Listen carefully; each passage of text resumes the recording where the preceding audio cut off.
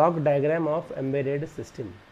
So an embedded system would be having various internal components which are available in a microcontroller.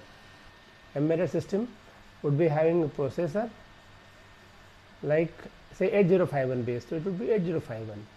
Then it will have timers, again it was a part of 8051. Then program memory and data memory, again part of embedded system. Then serial communication, it is again part of embedded system in this controller. Interrupt controller, it is also in the 8051. Parallel port P0 to P3 are also in the embedded system.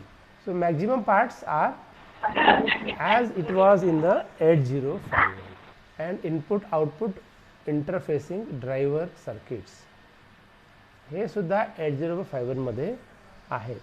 If you see, then it is almost same as 8051.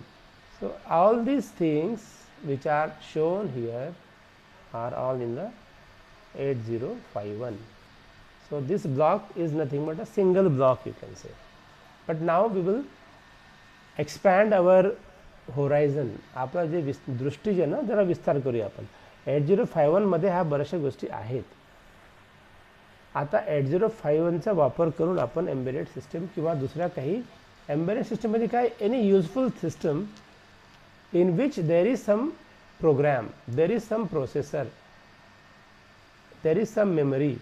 So these all things are available in 8051, and that is why 8051 or any microcontroller is used in the embedded system, and that is why we say that embedded system is a microcontroller or microprocessor based system, and it carries or it works for some application. So the applications are outside. So what application it is working for, that will decide the function of that embedded system. That's all. Internally it has got all these common things plus some certain supporting things. So what are the supporting things? System application specific circuits.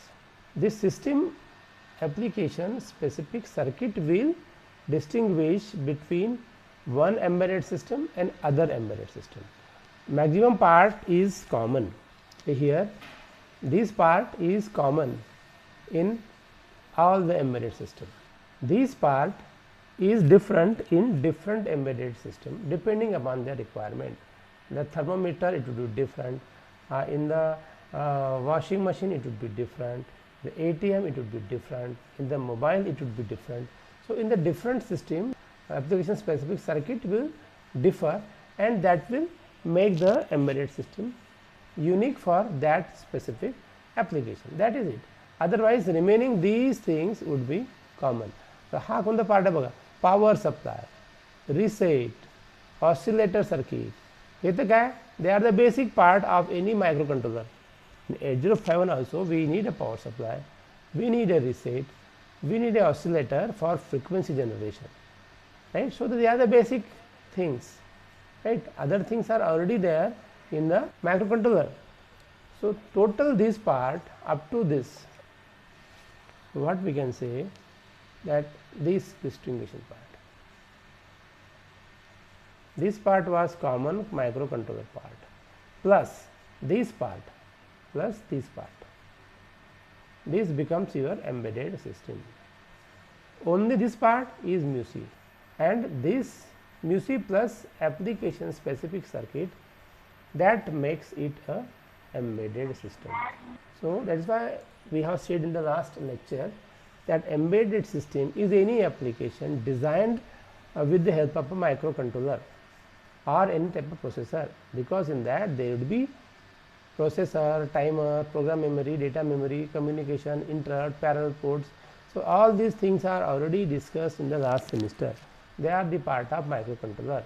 So plus when we add this application specific circuit, that makes a embedded system. I hope you got what is mean by a embedded system. Right? It is nothing but an application designed using the microcontrollers. Now we see what are the hardware components of a embedded system. What are that? First is the embedded processor. So it is any processor needed for the embedded system.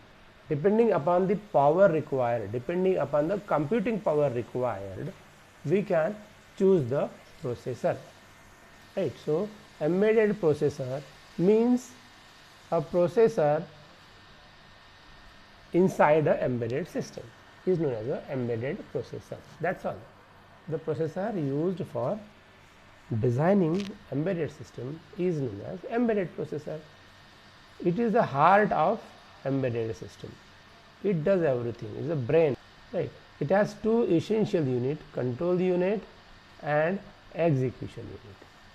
Means for the internal part of the work, the control unit operates and arithmetic logic unit actually does the operation. So it is the manager, control unit is the manager and arithmetic logic unit is the actual thing that operates. So control unit you can say director and ALU is the actor, right? And then for operation it will require the memory. So there is a memory unit where data can be written or data can be read from. This device will take certain input and after processing through arithmetic logic unit, it will provide certain output. So it is a very simple diagram of any processor. Right. So control unit, what it does? Control unit fetches the instruction from memory and execution unit executes. Management work is done by control unit and operation is performed by the arithmetic logic unit and other circuits to perform execution of the instructions for a program or any task, right? So it is simple, I hope.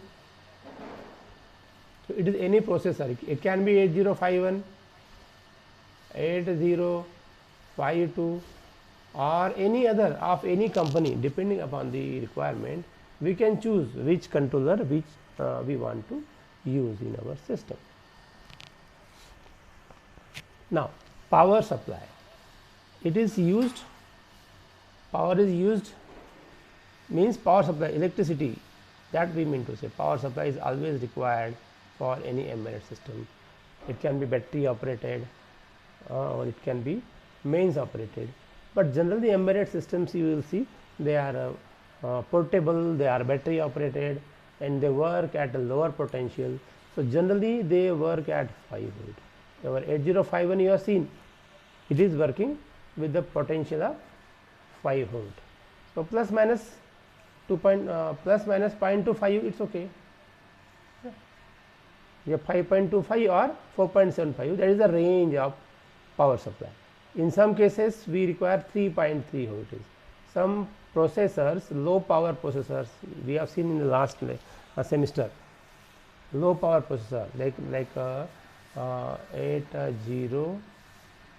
80LV51, this low voltage power, low voltage 8051, they work at the voltage 3.3 volt. So there is a tolerance plus minus 0.3 volt.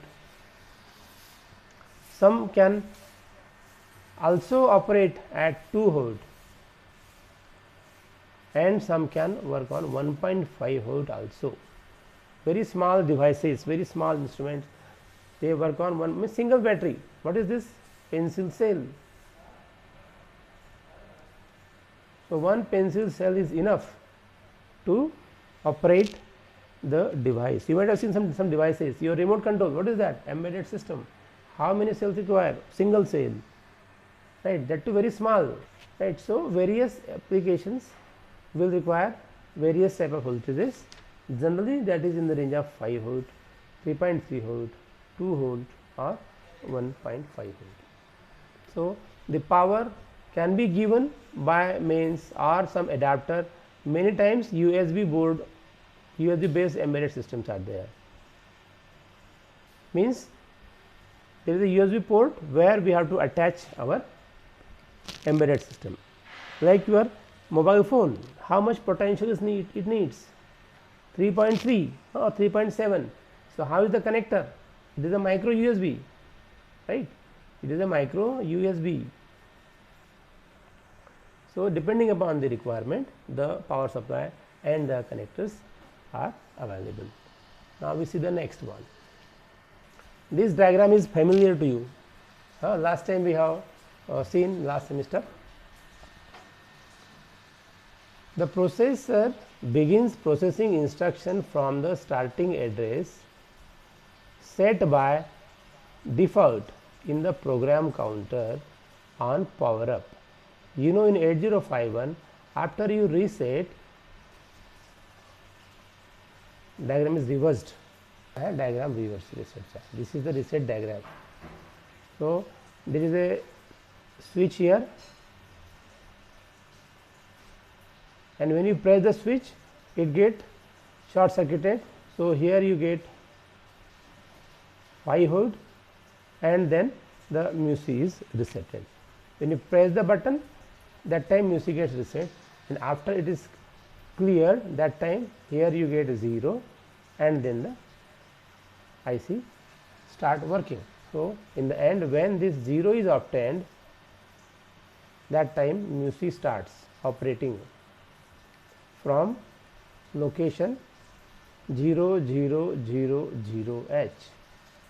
So this is the address specified in 8051, right? When you restart, what happens? Every register becomes 0000, PC also becomes 0000, and then music start the execution of the program from the address set by default. So default in 8051 is 0000. In some other cases it can be 1000 also. So it depends upon the design of the music, but generally it is 0000, beginning address of the memory. So this is called the reset. Reset is used to restart the embedded system. We can do reset in your mobile phone also, we have got a reset. In the laptop also we have a reset. When you reset, music start from the very beginning, and it performs very specific or predefined task. Then the clock circuit. Clock circuit, you know, in 8051 we have attached this X1 and X2. There we attach a crystal of some specific frequency around 1 to 20 megahertz, and there are some stabilizing capacitors of 30 picofarad both sides, and they are grounded together. So that gives me a square wave inside the crystal oscillator. So it gives me a square wave of desired frequency. So this is the reset circuit. So they are the basic things that are needed for any embedded system to work. In fact, they are needed for any microcontroller to work. Then we have got interrupt controller. In 8051 also we have got 5 interrupts. In every controller there are certain number of interrupts. So it is a mechanism which must in any embedded system to handle interrupts from various processes and handling multiple interrupts simultaneously, one after other. So the only way to control the embedded system is through the interrupts. You press some button, so an interrupt is generated, and then the music attention is attracted by the internal interrupt controllers. You know, we have got 5 interrupts in 8051. You know, timer 0, timer 1, action interrupt 0, actional interrupt 1, and then we have got serial interrupt. These 5 were there in 8051. Now we will not focus exactly on 8051. Last time we have done it. Now we have every microcontroller as an open thing. any microcontroller which you want to use, you have to study that, and then we will see how many interrupt resources are there, and that way we have to learn. But in our course we are generally going to work on 8051 based embedded system, but you can have any type of a controller. So they are must in order to use embedded system, because if something goes wrong or some thing is to be operated in between, what to do? We have to press a button. So the system will start its own operation and work as per your instructions. So the instructions are issued through the interrupts. Then we have got timer circuits. In 8051 also we have got timer 0 and a timer 1. In 8052 we also have timer 2. So in any embedded system, depending upon the processor, it will have different sources or timers. Even one more word is there as RTC, another timer, real time clock.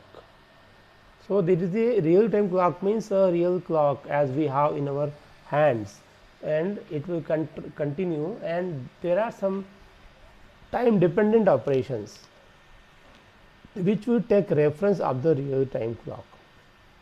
Various time functions are scheduled, various tasks are scheduled as per time, and for that the programming of RTC will be needed. So in 8051 there was no RTC, but then for another processor there is RTC, and in fact there are different ICs also for RTCs, real time clocks. Then the embedded system will have program and data memory. See, whatever we are talking today is not anything new. Everything is based on 8051 which was studied in the last semester. Only thing in the embedded system is that the applications would be different. Depending upon that, application based circuits would be there. So in the embedded system there will be memories, there will be RAM, ROM or flash ROM, EEPROM for storing the program and the data.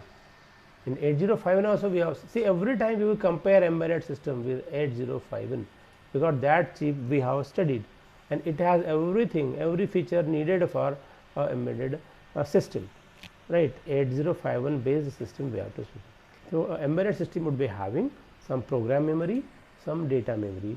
The size may vary, maybe 2K or 4K or 8K depending upon which chip you have used, right? So we have program RAM and a data RAM. We can also have EEPROM. Variety of RAM are possible, so they are there in the embedded system. So they are the various circuits available inside. Now we will see output or input ports. Ports are at the outside of the system. In 8051 you see the pins are there, 40 pins are there. Out of that 24 pins are IO ports. They are used to interface the external devices like sensors, key buttons, transducers, printer, LEDs, LCDs, actuators, alarms, motors, valves, VAL, VES. So embedded system is doing some action, taking some action, receiving something. So how it will work? So it works through the input output devices which are outside. Inside there is a processor, outside input devices and outside output devices are there.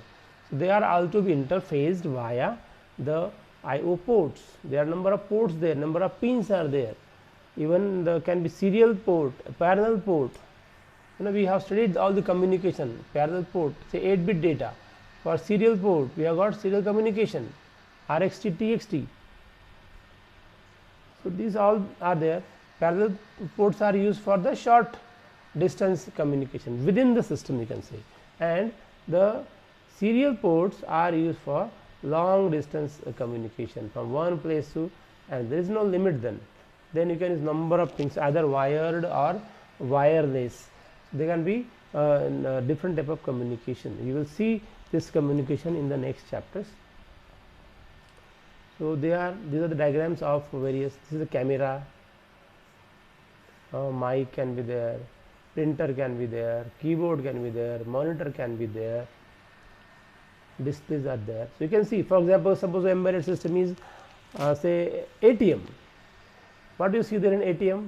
In ATM we have got a display, we have got a keyboard, we have got a mic, speaker also, then we have got cameras also. That variety of embedded system may be small to medium to big size. So we will see various type of embedded systems. For attaching these hardware devices, there are interfacing circuits in between. The last semester we have seen how to interface LED, how to interface keyboard, how to interface LCD, and we have made some programs also. What are that device? They are known as the device drivers. And then we have to use some supporting IC also for increasing the potential, for decreasing the potential, or increasing or decreasing the currents. So they are the hardwares. So this hardware is known as a interfacing hardware, and the operation is known as device interfacing, right? Because some devices like motors, they require high voltage, high currents. These valves require high voltage, high current. So they are not compatible. Outside devices may not be compatible with the embedded system. So to make them compatible, we have to use some translators, some in between, some mediators, or they are known as the interfacing or driver circuits. So they are also there in the embedded systems, so that the embedded system works smoothly, and with the finger of button we can do any operation. Just by talking also we can perform any operation from anywhere to anywhere. So these are the common circuits, and then there would be some system application circuits. Those are the circuits that control the specific target circuit. ATM, if ATM is there, it will be ATM specific circuit. If it is a weighing machine, it will be a weighing machine specific circuit. If it is a mobile phone, it will be a mobile phone specific circuit, right? And then there will be some A to D converters, some A to D converters or D to A converters, relays and sensors. Because analog, outside world is analog, embedded system is digital. So before the input is processed, it has to be converted to digital. And when the MUSI or the embedded system processes the data, when it go to the output side to a speaker or any analog device, first the digital data has to be converted to analog. So for that, ADC and DAC are important. Relays are used to boost the current. MUSI can provide only 5 volt, but suppose one device requires 12 volt, 24 volt, then what to do? We have to use relays in between. So MUSI operates the relay, and relay operates the actual big powered device. Sensors are the input things. So sensors will sense the very small signal which is not readable by the MUSI. MUSI can understand only 0 and 1, and the sensor will give you say 0.5 volt. So it cannot be sensed by the embedded system or the MUSI. So first this sensor data is to be converted from analog to digital. So sensor would be there which will sense the data, then convert to the digital. So sensor would also be there. You have already studied the sensors, the relays, the ADC, DAC. So they all would be used in the embedded system. So today we have seen various hardwares available in the embedded system. I will once again revise what we have done. So we have seen the block diagram of embedded system. Then we have seen the various hardware components of embedded system with their block diagrams or their circuits. It has got embedded processor, power supply, various varieties of power supply and various connectors.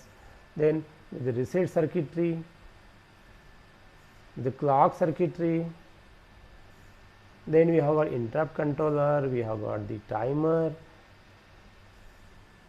we have got program and data memory, we have got various I/O ports and various interfacing devices, plus system application specific circuits which may consist of ADC, DAC, relays and sensor and so on. So, with this we finish this introduction part, what is the hardware required for a embedded system. So, any difficulties so far? Sir, system application scientific circuits.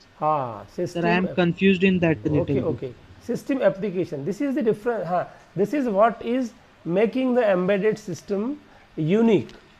See, embedded system का main part क्या है?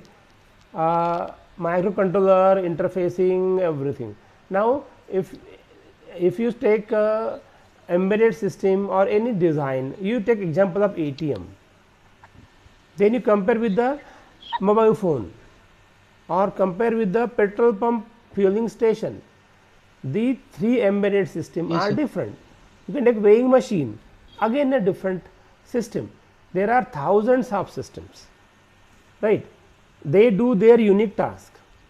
But if you refer to the block diagram of embedded system, what you will see that every embedded system would be having a processor, a timer, a program counter, some communication, input devices, output devices. It is all everywhere. Same as microcontroller. Then what makes it different? What ATM makes different from mobile phone? The function is different, right? Yes. So, sir. for their specific function, there would be specific circuits. For mobile phone, I need a keypad and a display and a microphone and a communication circuitry. For ATM, what I need? I need a display, I need a keyboard, I need the interface with the bank, right? The system is bigger, system is different. So, even though both are embedded system, but their circuits would be different.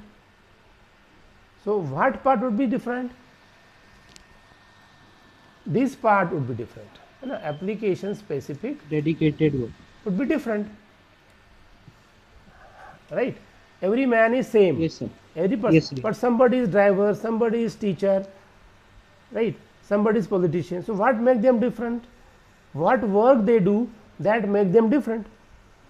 Otherwise, body if you see same to everybody, right? The same fashion in the embedded system, basic concept is the same, but what it will do depending upon what is attached to it. What is attached? If you say go to petrol pump, then that machine is counting the petrol, right? If you go to, if you take a weighing machine, what it is doing? It is measuring the weight. So, what is different? In the weighing machine, the sensor was different. There was a LVDT in the weighing machine, but in the petrol pump, there is a flow meter. Right? The flow is measured. So, sensor is different, method is different, and the sensitivity also is different.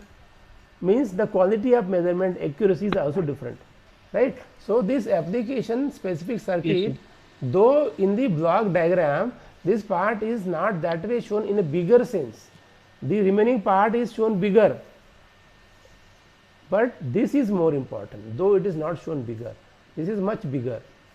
This will make the system cheaper or expensive, right? So, in every embedded system, the application specific circuit will decide the quality cost of the embedded system, and that will make it unique.